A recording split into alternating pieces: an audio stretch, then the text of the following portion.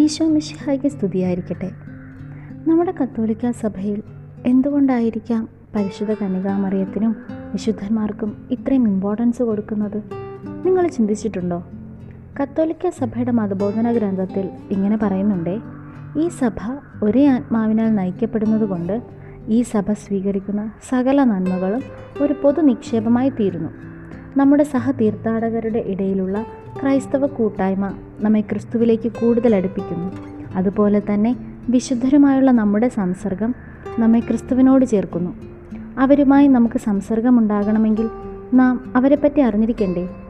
നമ്മുടെ ഇടയിൽ സഭ അംഗീകരിച്ച എത്ര ദിവ്യകാരുണ്യ അത്ഭുതങ്ങളുണ്ടെന്ന് നിങ്ങൾക്കറിയാമോ? അപ്പവും വീഞ്ഞും ഈശോയുടെ തിരുശരീര രക്തങ്ങളായി മാറിയ ആ നിമിഷം. അതുപോലെ തന്നെ ലോകത്തിൻ്റെ പല സ്ഥലങ്ങളിലായി മാതാവ് പ്രത്യക്ഷപ്പെട്ടിട്ടില്ലേ? ഇതിലെത്ര എണ്ണം നമുക്കറിയാം? ക്രൈസ്തവരായിരിക്കെ സഭയെക്കുറിച്ചും സഭയിൽ നടക്കുന്ന ഓരോ അത്ഭുതങ്ങളെക്കുറിച്ചും നമ്മൾ അറിഞ്ഞിരിക്കേണ്ടത് അത്യാവശ്യമാണ്, അല്ലേ? അപ്പോൾ ഈ കാര്യങ്ങളെക്കുറിച്ച് പറയാനും ചിന്തിക്കാനും നിങ്ങളോടൊപ്പം ഇനി മുതൽ ഞാനും ഉണ്ടാകും. അപ്പം നമുക്ക് കാണാട്ടോ. Stay tuned.